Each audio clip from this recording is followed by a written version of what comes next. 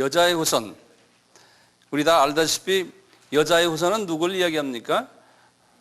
예수님을 이야기하죠. 네. 예수님을 여자의 후손이다. 이제 이렇게 하는 건 우리가 다 이제 참고로 아니까요.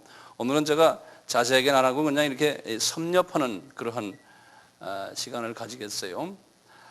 우리가 창세기 1장을 전 시간에 잠깐 봤는데요.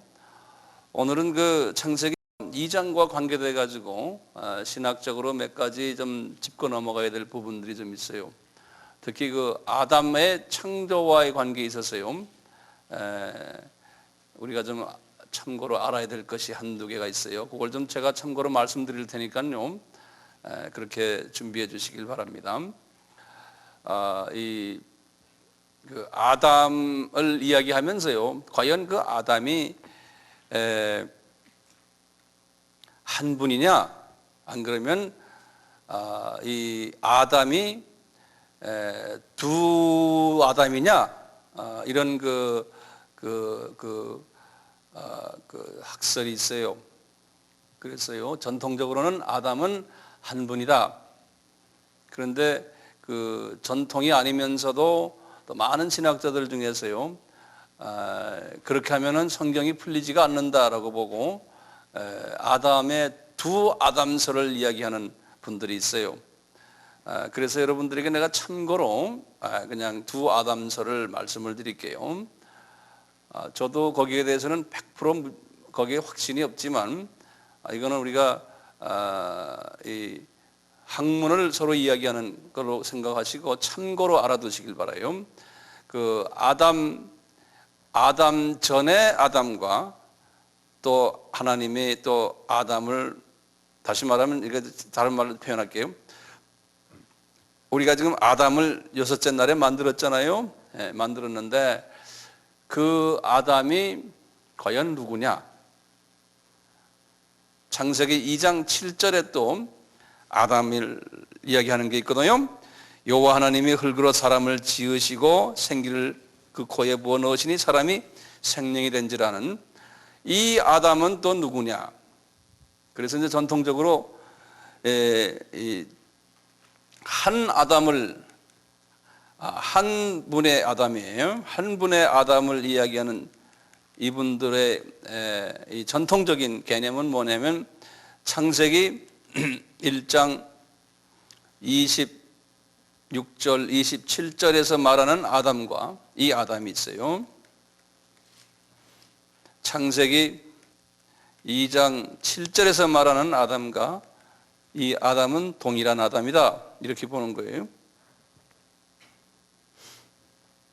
동일한 아담이다.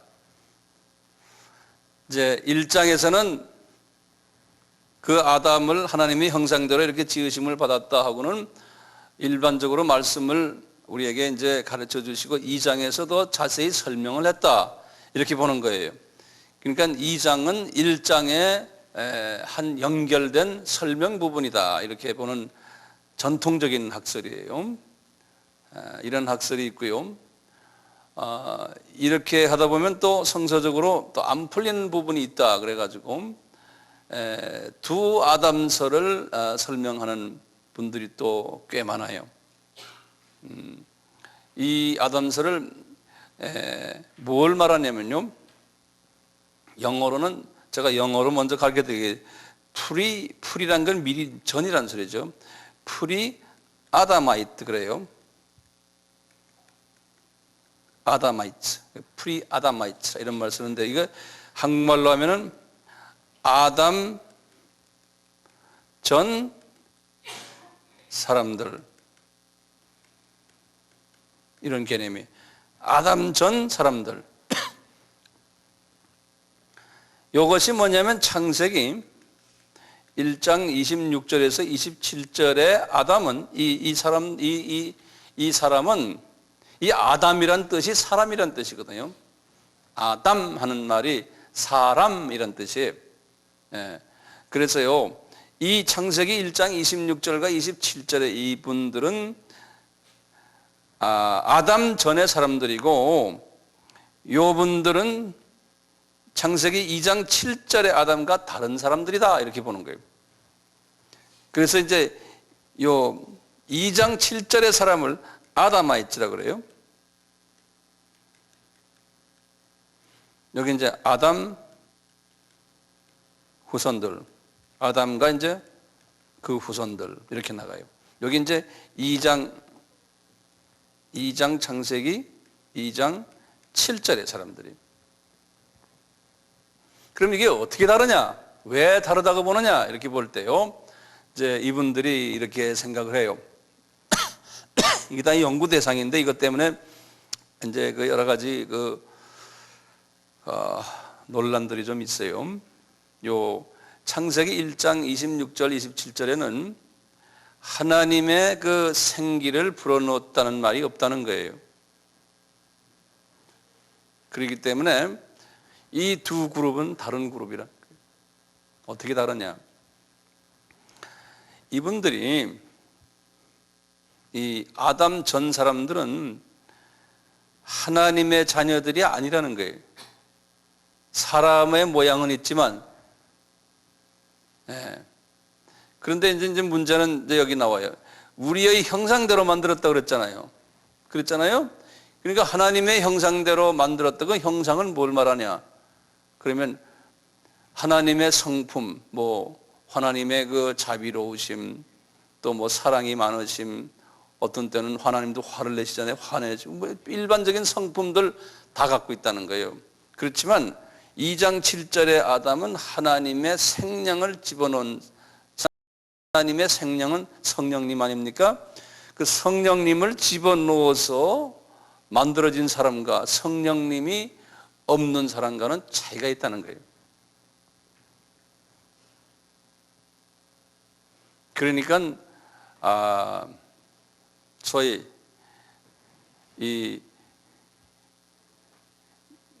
이거 이야기하면 복잡해져요. 그렇지만 그냥 참고로만 그냥 간단히 알고만 계세요. 그러다 보니까 사람들이요, 두 가지 사람이 있다는 거예요. 이제 이렇게 나오다가 이제 어떤 아이디어가 나오냐면요. 이제 우리가 이제 아담과 하와가 이제 아이를 낳죠. 누구 낳습니까? 아벨과 가인과 아벨 낳잖아요. 그런데 누가 죽었어요? 아벨이 죽었죠. 그럼 가인 하나만 남았잖아요. 근데 성서에 보면요, 가인이 누구하고 결혼했다고 그랬거든요. 그런데 사람이 꽤 많았어요. 보세요. 한번 4장을 보세요. 4장 16절에 보시면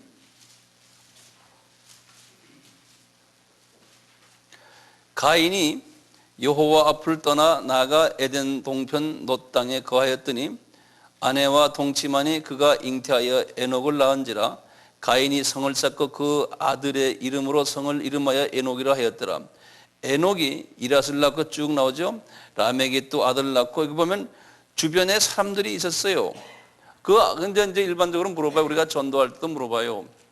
도대체 이 아내는 어디서 나온 사람입니까? 예? 이렇게 물어볼 수 있겠죠? 네. 그럼 이런 거 우리 전도하는 사람들은 이런 것도 우리가 해결해 줘야 되거든요.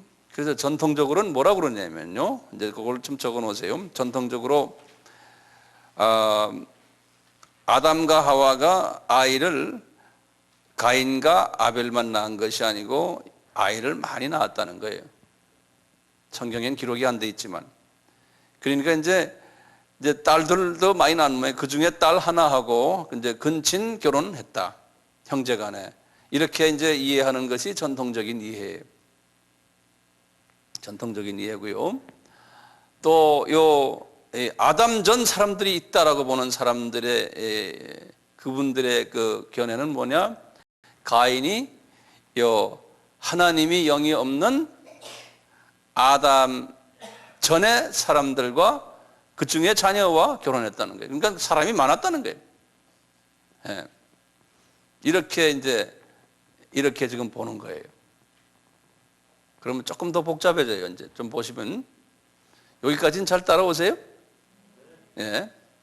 자, 우리가 지금 전도를 하기 위해서 이런 부분들이 좀 필요해요. 그래서 제가 이제 이런 걸 좀 타치하고 있는데요. 자, 그러다가 노아 때 이제 무슨 일이 일어났어요. 창세기 6장을 잠깐 보시면 이 노아 때요. 노아 때 6장 보시면 사람들이 범죄를 많이 저질러 가지고 사회가 뭐 상당히 복잡했던 모양이에요. 근데 그 성경에는 노아 때의 그 모습을 이렇게 성경 말을 했어요. 6장 1절 보세요. 사람이 땅 위에 번성하기 시작할 때 그들에게서 딸들이 나니 하나님의 아들들이 사람의 딸들의 아름다움을 보고 자기들이 좋아하는 모든 자로 아내를 삼은지라. 여호와께서 가라사대 나의 신이 영원히 사람과 함께 하지 아니하리니 이는 그들이 육체가 됨이라. 그러나 그들의 날은 120년이 되리라 하시니라. 이제 당시에 땅에 네피림이 있었고 이제 등등 이렇게 나오는 이야기인데요. 여기에서 이제 어떤 신학자들은 지금 이 아담 전의 사람들과 아담 후의 사람들과의 관계 속에서 이 말을 이렇게 해석해요. 하나님의 아들들이, 이분들은 누구냐면 요 아담의 후손들이, 하나님의 영을 가진 하나님의 자녀들이. 그 다음에 거기 뭐라 그랬어요? 사람의 딸들 그랬죠. 요 사람들은 하나님의 영을 가지지 않은 아담 전의 사람들이었다는 거예요. 그러니까 다시 말하면 사람들이 말이죠. 아담 후손들은 창세기 2장 7절의 후손들, 하나님의 자녀, 하나님의 영을 받은 그분들은 그분들끼리 결혼해야 되는데 그냥 섞어서 막 했다는 거예요. 예. 결혼을 이제 이렇게 나오다 보면요. 얘기 들으면 우리가 이제 칼빈주의를 가만히 생각해 보면요. 칼빈주의는 뭡니까? 하나님의 자녀가 이미 정해져 있다. 그리고 그 숫자는 많지 않다. 이렇게 보고 있거든요. 이제 그런 의미에서 볼 때 이제 칼빈주의를 믿는 분들 중에는 이걸 가지고 아담 전의 사람들, 지금 여기에 지금 우리가 좀 예를 들어서 한국에 지금 인구의 기독교인이 약 한 20% 아닙니까? 그러면 이제 이렇게도 해석을 할 수 있는 거예요. 이제 이분들에 의하면은 나머지 한 80% 사람들은 이미 하나님의 자녀가 아니다. 아담 전의 사람들의 피를 받은 사람들이다. 이렇게 이제 보는 거예요.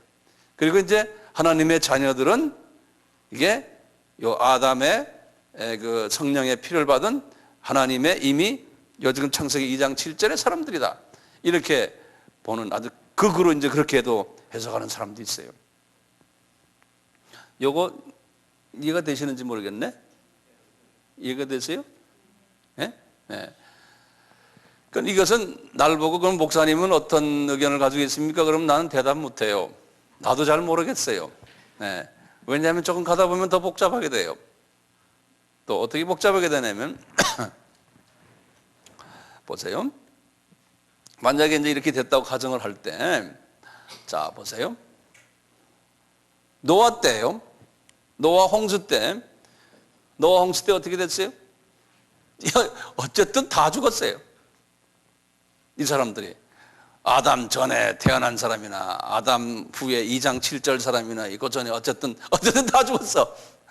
다 죽었어요. 자, 그렇다면 문제가 생겨요. 다 죽었으면 지금 보세요. 아담의 가족들이 누구였어요? 첫째, 노아. 노아가 있었고 노아의 처가 있었고 그 다음에 누구 있었어요? 아들들이 누구였어요? 셈, 함, 야벳이죠. 여기에 처들이 있었죠. 또 여기에들 처들이 있었죠. 그래서 전부 몇 명이었습니까? 8명이죠. 그렇죠? 요 8명만 살아있었거든요. 8명만. 그런데 소위 칼빈주의적인 사고방식을 가진다면 또 무슨 문제가 생기냐면 노아는 예를 들어서 하나님께서 사랑하셨으니까 분명히 창세기 2장 7절의 사람이에요. 노아의 처도 분명히 그럴 거예요. 그렇게 우리가 이제 보는 거예요. 그렇다면 셈도 함도 다 그렇다고 볼 수 있어요. 다 2장 7절의 하나님의 자녀들이죠. 그런데 이 며느리들은 우리가 알 길이 없는 거예요. 며느리들. 그러니까요, 혹시 이 며느리들 중에 이 1장 26절에 피를 가지고 있었다면 이 노아의 후손들도 그 피가 또 섞여 있을 거 아니에요. 그래 안 그래요? 그럴 가능성을 가지고 있다면 또 오늘날 지금 크리스찬이 이만큼 있고 비성도가 이만큼 있고 하는 것이 이걸로 또 이해를 시킬 수가 있어요. 예컨대 정말 죽어라고 전도를 해도 주님 앞에 안 오는 사람들, 예? 이제 주님께서 이미 구원을 하나님의 자녀가 아닌 사람, 칼빈주의에 의하면 그게 분명히 있거든요. 하나님의 자녀가 아닌 것은 분명히 갈라지거든요. 이미 태초에 그분이 태어나기 전에 이미 하나님께서 그걸 갈라놨다. 이렇게 이것이 이게 서포트가 될 수가 있어요. 그래서 이제 제가 지금 말씀드리는 건 이걸 여러분들이 다 그대로 수용하라는 게 아니고요. 이건 나도 모르겠어요. 혹 전도할 때 이런 질문하는 사람이 있어요. 성경을 좀 안다 그러면서 이런 질문이 올 때 이 방법을 이걸 설명을 해 주는 거예요. 이제 전도할 때 이제 예컨대 왜 칼빈주의에 대해서 공격하는 사람이 있어요. 왜 제한된 사람들만, 예정된 사람들만 예수 믿게 천국에 가느냐 뭐 이런 걸 물어볼 때요. 그런 것은 이렇다 하고 이렇게 설명을 한번 해줄 수가 있는 거예요. 우리는 문제는 이것이 맞는 학설이다 안 맞는 학설 그게 관계가 없어요. 설명을 받아서 이분이 혹시나 이걸 통해서 예수님을 영접한다면 좋잖아요. 예? 그러니까 이런 방법도 한번 사용할 필요가 있지 않나 이제 이렇게 보는 거죠. 분명히 제가 말씀드리지만 나는 잘 모르겠어요. 나중에 이제 우리 하늘나라에 가면은 이거 한번 여쭤보고 싶어요. 내가 주님한테 여쭤볼 게 많아요, 실은. 그런데 그 중에 하나가 지금 이거예요. 그 중에 하나가. 예. 혹시 여기에 대해서 질문이 있으세요? 질문 부탁드리면 질문을 전혀 안 하세요, 모두. 그러면 계속해서요. 우리 창세기 2장에서 좀 몇 가지 좀 짚고 넘어갈 걸 좀 짚고 넘어갑시다. 이제 이 2장의 이제 9절에요. 9절에 우리 잘 아는 그 선악을 아는 나무와 이제 생명나무가 이제 거기에 있더라 그랬잖아요. 그래서 이것도 이제 우리가 전도를 하다 보면 많이 사람들이 질문해요. 왜 하나님이 이 선악을 알게 하는 나무를 만들었습니까? 이거예요. 그래서 그 제목을 좀 적어 놓으세요. 이 선악을 알게 하는 나무. 이걸 왜 만들었습니까? 우리 선악과라 그러죠. 실은 선악과가 아니에요. 선악을 알게 하는 나무예요. 알게 하는 나무. 이 나무 이름이 굉장히 길어요. 영어로는 그래서 Tree of Knowledge of Good of Evil. 이 tree, the Tree of the Knowledge of Good and Evil. 그래 굉장히 큰 추리인데 굿과 선과 이불을 악을 알게 해주는 지혜를 주는 나무 그런 나무예요. 선악과가 아닙니다. 근데 왜 이 나무를 따먹지 못하게 했을까요? 예? 혹시나 자 그러면 지금 에덴 동산에 말이죠. 거기다 이제 하나하나 좀 적어보세요. 그럼요. 그 이유는 첫째,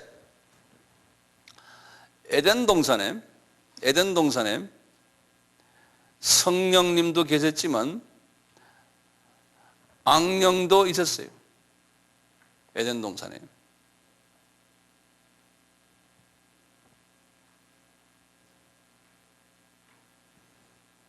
두 번째요. 그러면 왜 하나님이 악령을 쫓아내지 않았을까? 질문 중에 조그만 질문이. 이게 이제 큰 질문 중에 한 질문이에요. 왜 에덴 동산에 악령을 그대로 뒀을까? 그건 내가 나중에 언제 기회 있을 때서 설명하고요. 우선 요 선악을 알게 하는 나무의 역할이 뭐냐면요, 그 나무를 볼 때마다 여기에 성령님이 계시고 악령이 있다라고 하는 그 지식을, 그 지혜를 우리에게 주는 나무예요. 다시 말해요, 그 나무를 쳐다보면은, 그 나무의 열매를 쳐다보면은 여기에 성령님이 계시고 악령도 여기에 있어서 나를 공격하려고 하는구나라는 것을 알게 하는 나무가 그 나무예요.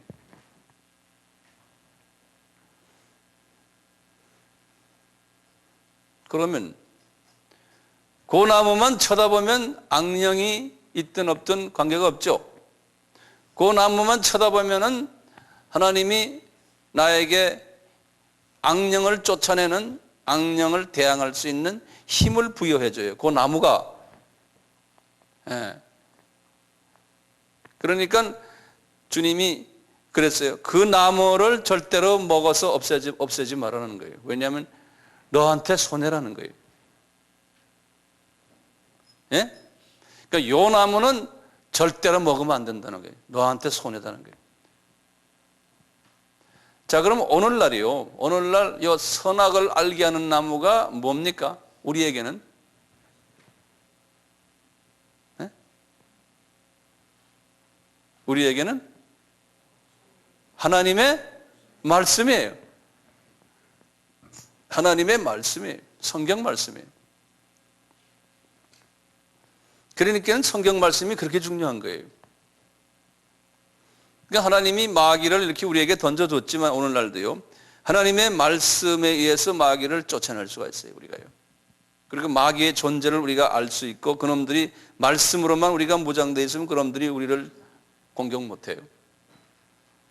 그런데 성경 말씀을 없애버리는 거나 마찬가지 이걸 먹었다는 거죠. 그래서 성경 말씀도 우리가 하늘에서 내려온 산떡이라고 그러잖아요. 먹는다 그러잖아요.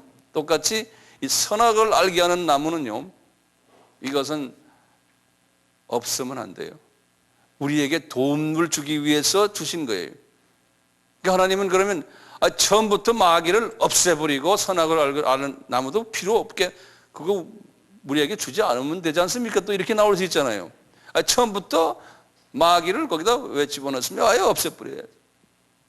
근데 하나님은요, 그런 질문을 하실 때 하나님은 그래요.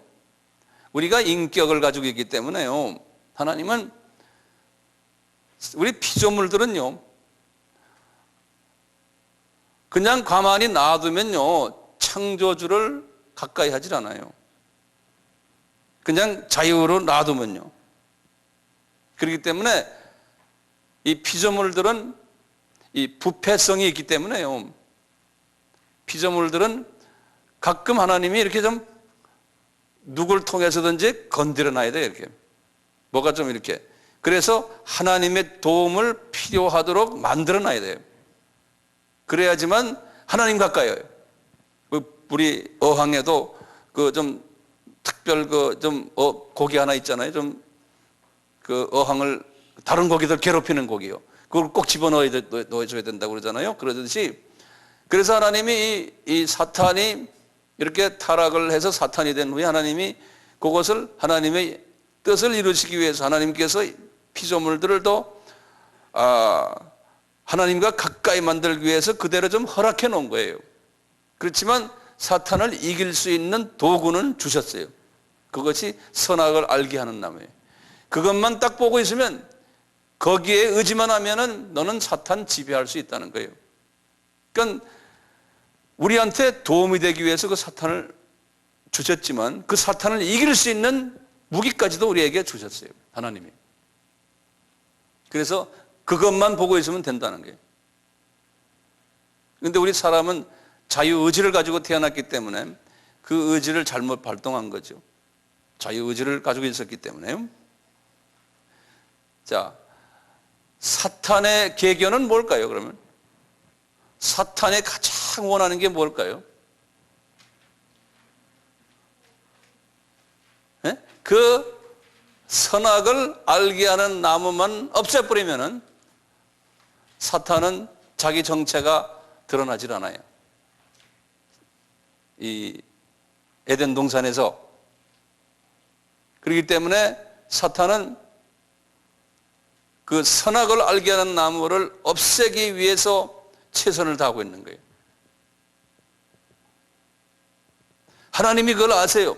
하나님이 그 인간에게 자유의지를 주셨기 때문에 인간이 그렇게 될 가능성이 있음을 하나님이 아셨어요. 그리고 이제 이것도 이제 신학적으로 우리가 지금 이거 근본적인 문제인데요. 하나님이 아예 인간이 죄를 지을 것을 미리 다 예정하셨다라고 보는 사람도 있어요. 네? 이미 아예 예정하셨다. 그걸 우리가 조금 더 조금 다른 측면에서 보면은 피조물이기 때문에 하나님의 수준에 갈 수가 없어요. 그러니까 사탄을 이미 딱 거기다 갖다 놨을 때는 이미 사탄에게 유혹을 받을 것을 하나님이 아셨어요. 아셨기 때문에요. 아셨기 때문에 아까 우리 둘째 날에 하나님이 어떻게 했어요? 인간이 나중에 죄를 지을 때 노아의 홍수까지도 하나님이 미리 다 생각을 하셨던 거예요. 그렇지만 하나님은 언젠가는 사람을 다시 구원하실 것을 다 계획하시고, 이제 우리가 볼 때는 그게 수천 년인데 뭐 수천 년 더 될 수도 있어요. 나중에 타락한 후에 다시 이제 우리가 6,000년 학설을 얘기하는데요.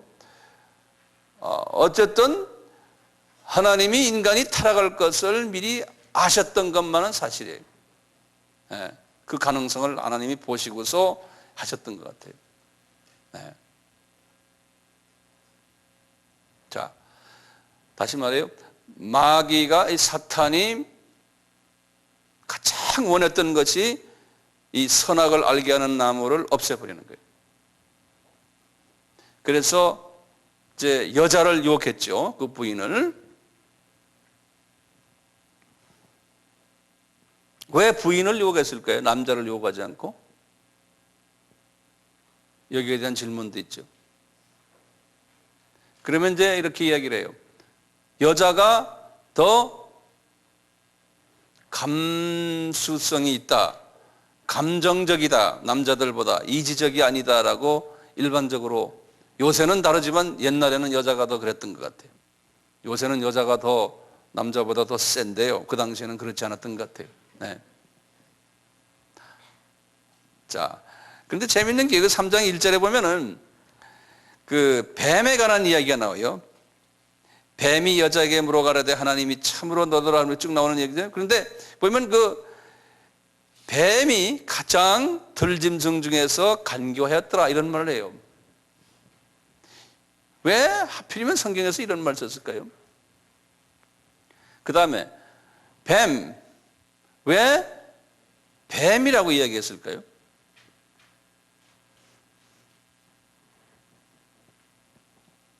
제가 여기에 대해서 설명을 옛날에 한번 했죠. 그렇죠? 제가 한번 손 좀 한번 들어보세요. 제가 여기에 대해서 설명한 걸 들은 사람, 테이프를 통해서.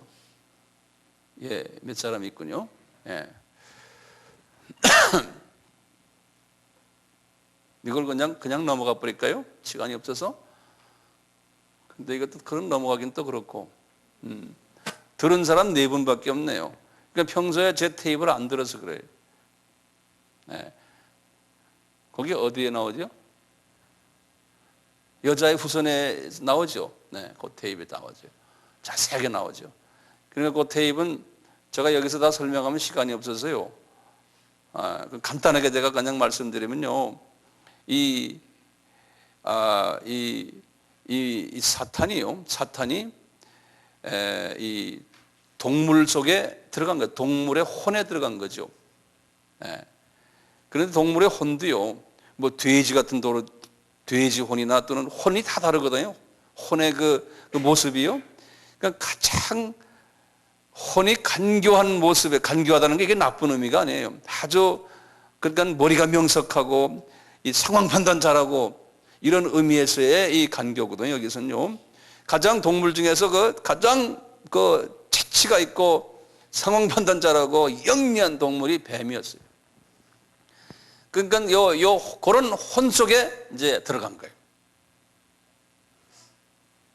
이제 같은 제가 메시지를 전해도요, 여기에 아주 머리가 좋고 똑똑한 사람이 있냐면 또 그렇지 않은 사람도 있어요. 같은 메시지를 듣는데 그걸 받아가지고 그 소화해서 그걸 남에게 전하는 걸 보면 다르거든요. 사람이 똑같아요. 똑같이 돼지를 사용하지 않았어요. 또는 개를 사용하지 않고 뱀을 사용했어요. 그러니까 뱀 속에 뱀의 혼에 들어간 거예요. 들어가가지고 뱀이 이제 본래가 이제 그 간교한 성품이기 때문에 나쁜 의미의 간교가 아니에요. 예? 똑똑하고 영리하고 아주 그냥 그 눈치 빠르고 이런 그 혼의 성품 속에 딱 들어가서 보니까 거기에 악령이 들어가니까요. 거기에 더 악한 모습으로 이제 변해버린 거예요. 예. 그래서 이제 그 뱀을 사용했다. 그런데 그 뱀이 나중에 이제 그 사탄의 하나의 그 도구가 돼버렸어요. 뱀이. 그래서 그 뱀이 말이죠. 여기에 보면은 나중에 꾸지람을 받고 저주를 받거든요. 그 14절에 보면 그랬어요. 네가 이제부터 뭐냐면 여호와 하나님이 뱀에게 이르실 때 내가 이렇게 하였으니 내가 모든 육축과 모든 짐승보다 더욱 저주를 받아 배로 다니고 종신토록 흙을 먹으리라 그랬거든요. 그러니까 이제 기어다니는, 이제 그전에는 기어다니질 않은 거예요. 그래서 이렇게 날아다녔던 거예요. 그래서 그게 뭐였느냐? 나중에 우리 계시록 20장에 보면 20장 1절 2절에 보면 그게 옛 뱀, 다시 말하면 용 그랬어요. 용. 그래서 본래는 용이었어요. 용이었는데 그놈이 저주를 받아가지고 뱀의 모습으로 이제 뱀으로 땅으로 기어다니는 모습으로 돼버린 거예요. 그래서 우리 불교의 그 절간에 가면 용들이 많잖아요. 그리고 뱀들 많잖아요. 그 왜냐하면 부처도 마찬가지거든요. 그 어떤 그 영성을 찾느라고 찾다가 나중에 가서 누굴 만났냐면 용을 만난 거예요. 그러니까 이제 사탄을 만난 거죠. 용을 만났는데 거기 뭐 새끼 용들 많지 않습니까? 만나가지고 그 용들이 와서 자기를 도와줬거든요. 그래서 그분들은 용을 섬기는 거예요. 전 세계의 어느 종교나요? 용을 섬기거나 뱀을 섬겨요. 또는 코브라를 섬기고. 왜냐하면 그런 모습으로 연계해 가면 있어요. 그놈들이 다 그런 모습으로. 예.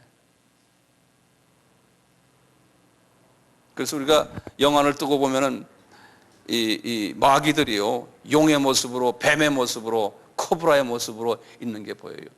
그래서 어느 나라나 가나 어느 종교나 가면요, 전부 용을 그려놓고 뱀 그려놓고 다 그랬어요. 그 이유가 뭐냐면 그분들이 그걸 봤기 때문에 그런 거예요. 그분들이. 예, 자기네가 이거 악령에 충만해 있으면은 그게 보이기 때문에 그런 거예요. 예. 여기 불교 출신들 있죠? 네. 중국 나라에 가면은 지금도 중국에 가면은 용나라라고 그러잖아요. 뭐 식당에 가도 용 그려 있고 뭐 그랬죠. 그러니까 그런 용 같은 것들을 조심하세요. 용 젓가락이나 용 뭐 좀 다 이게 던져 버리셔야 돼. 집에 그런 용 그림들 있는 거 다 집어 던지세요. 내가 한 몇 년 전에 우리나라 유명한 목사님이신데 자유주의 계통의 목사님이신데 유명한 목사님이세요. 그분 사무실에 내가 갔더니 이분 책상 뒤에 말이죠, 큰 그림이 있는데 용 그림을 크게 그려놨어요. 그분 책상 뒤에, 여기 뒤에. 예, 그분의 이름이 용자가 들어가요. 그런데 그렇게 그려놨어요. 그래서 제가 목사님 이거 뭡니까 말할 수가 없잖아요. 나보다 나이가 많으시고 우리나라 유명한 목사님이신데. 예, 그래서 제가 이분이 영안이 어둡구나. 용을 뒤에다 크게 그려놓고 있어요. 자, 어쨌든요. 이제 이렇게 이제 쭉 나오다가요. 이제 여자가 이제 이제 유혹을 당했잖아요. 여자가 유혹을 당했죠. 그 남자까지 이제 유혹을 당하는 이야기가 쭉 나오는데요. 그러면서 창세기 3장 15절이 아주 유명한, 성경에서는 제일 유명한 절이 창세기 3장 15절이죠.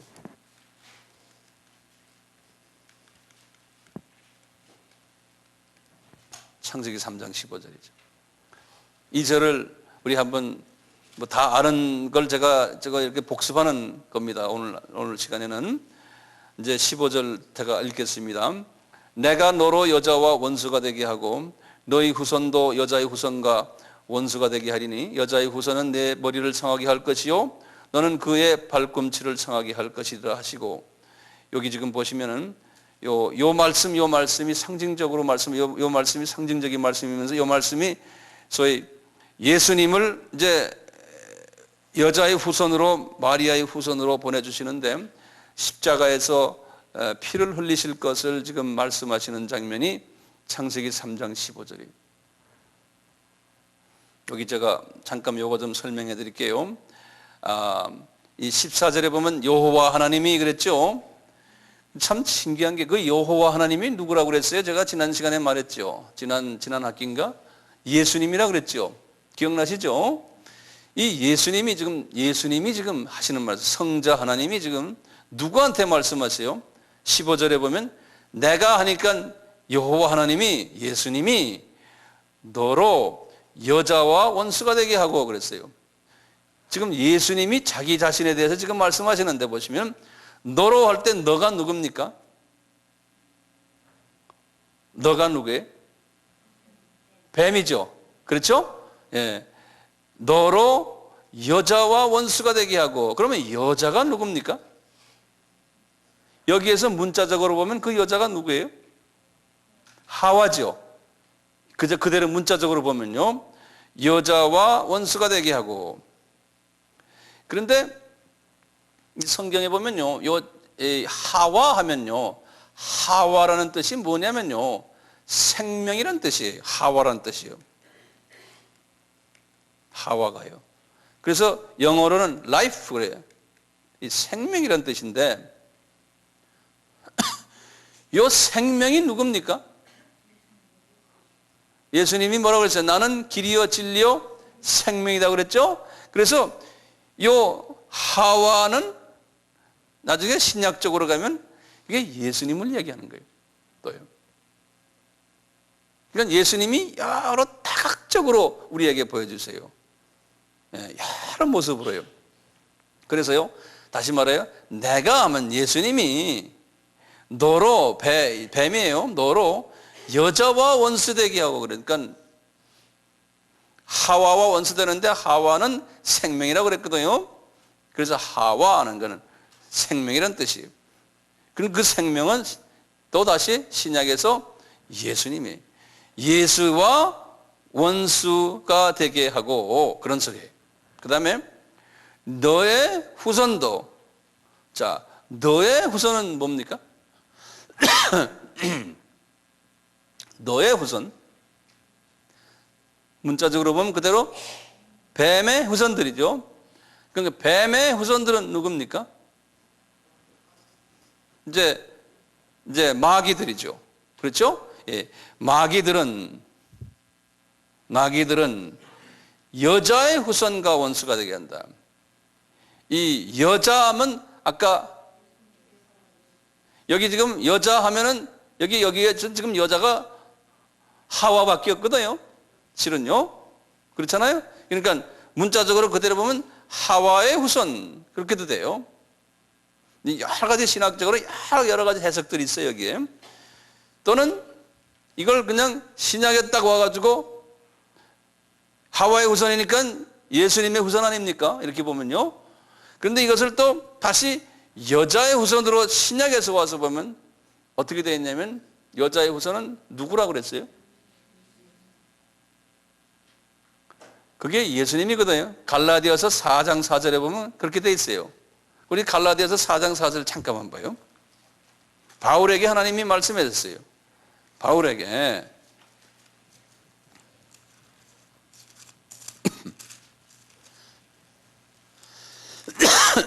그래서 성경은 짝을 찾아야 된다고 그래요.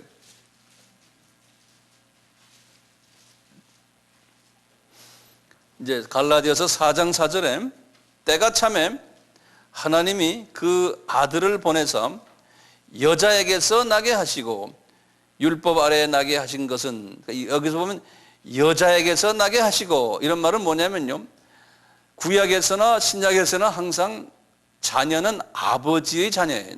그러니까 아버지의 이름을 대요. 누구의 아들, 누구의 손자 이렇게 이야기하거든요. 그런데 이게 전통을 벗어나 가지고 예수님은 아버지 누구의 아들 이러지 않고 여자의 아들이라는 거예요. 예. 그래서 이렇게 여자에게서 나게 하시고 이렇게 말하는 거예요. 그래서 예수님은 여자의 후손이에요. 여자의 후손. 갈라디아서 4장 4절에요. 왜 여자의 후손입니까? 뭐 우리가 알다시피 요셉, 육신의 아버지의 피를 가지질 않았어요. 우선 전혀 안 가졌어요. 그렇죠? 그러니까 예수님은 아버지가 없는 그러한 모습으로 어머니의 마리아의 자궁에서 나왔지만 마리아의 피를 또 가지질 않았어요. 그렇지만 형식상으로 보면 여자의 몸에서 나온 거예요. 아버지가 없는 여자의 몸에서 나왔어요. 그러니까 여자의 후손이 아버지가 없는 여자의 몸에서 나왔으니까. 예. 그래서 예수님을 여자의 후손이다 이렇게 말하는 거예요. 여자의 후손. 왜 그럴까요? 죄 없는 인간으로 나오시기 위한 하나의 하나님의 방법이었어요. 예. 인간의 피를 받지 않고 인간의 죄성을 가지지 않고 완전한 사람이 되기 위해서 하나님이 택하신 하나님이 사람이 되기 위한 하나님의 방법을 그렇게 택하신 거예요. 이걸 언제 택했어요?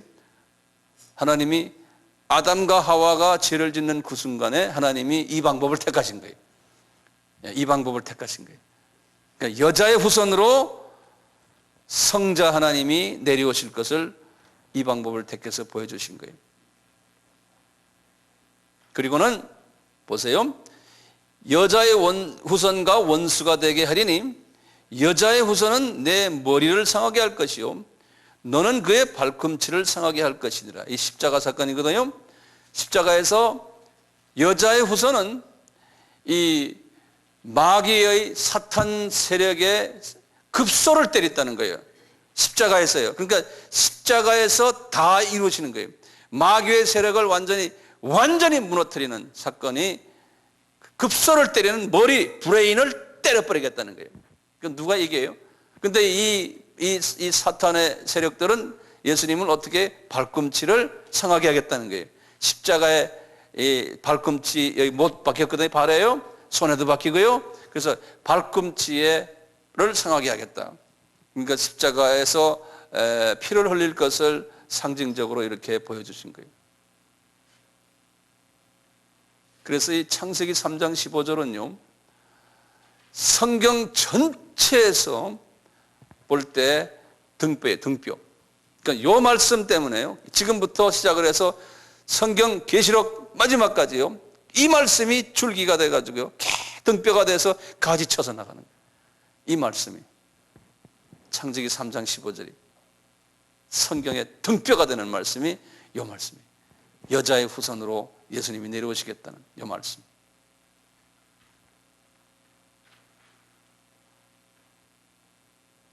이때부터 시작을 해서 이제 예수 그리스도가 십자가에서 피 흘릴 것을 우리에게 보여주시면서 이때부터 구약은 전체가 다가 피 이야기, 피 이야기. 이제 몇 가지 예를 간단히 드리면요. 이 말씀이 딱 끝나시자마자 말이죠. 거기에 보시면은 21절을 보시면은 그 유명한 이제 창세기 3장 15절에서 하나님이 제1척으로 보여주는 장면이 뭐냐면 아담에게 가죽옷을 입어라 그러는 거예요. 지금 아담과 하와가 무슨 옷을 입고 있었어요? 거기 보면 7절에 보면 나와요. 무화과 나무 잎을 엮어 치마를 입었다고 그랬어요. 무화과 나무 잎을 엮어서. 그래서 제가요 제목을 간단히 하나 쓰면요 창세기 3장 15절을 제목을 제가 이거 만든 말인데요. 대구원 계획이에요. 창조기 3장 15절이 하나님의 대구원 계획이라 이렇게 이제 보시군요. 그리고는 그 첫째 계획이요.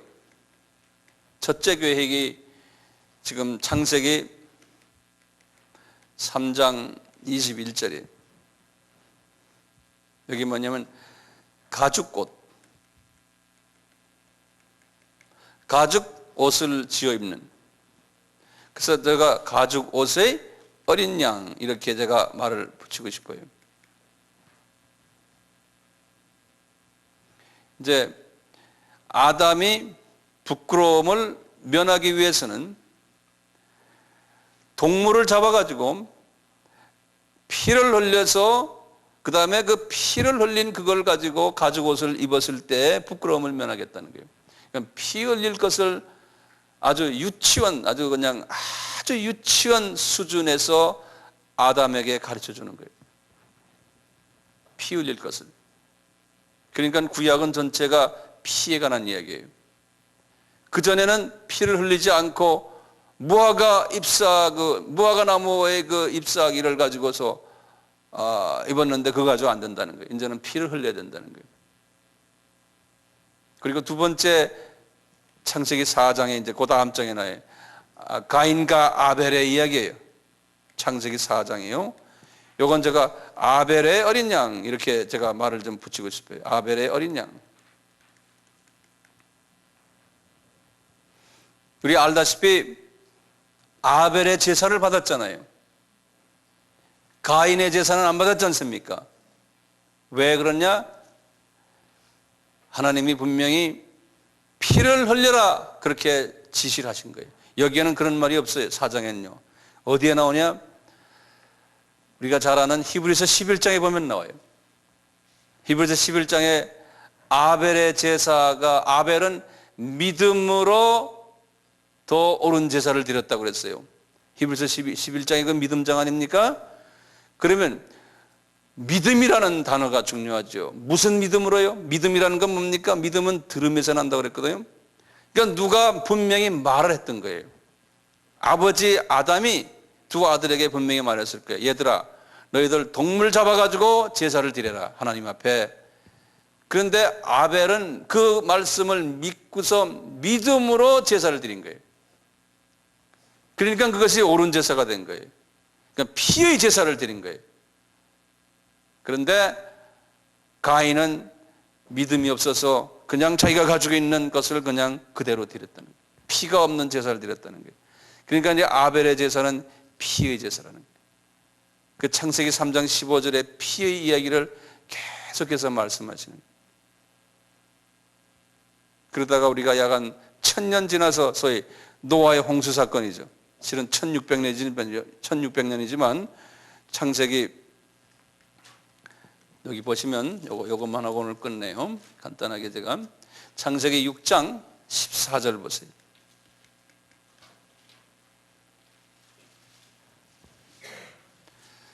소위 방주의 어린 양이에요.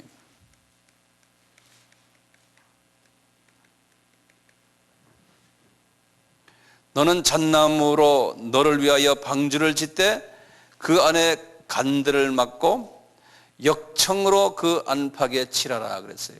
역청이라는 말이 나오거든요. 우리 알다시피 이 방주는 누구 이야기입니까? 방주는 예수님이거든요. 방주는 예수님을 예표로 하는 이야기가 방주예요. 그래서 예수 안에 들어가야 돼요. 예수 안에 몇 사람이 들어갔어요? 8분 들어갔지 않습니까?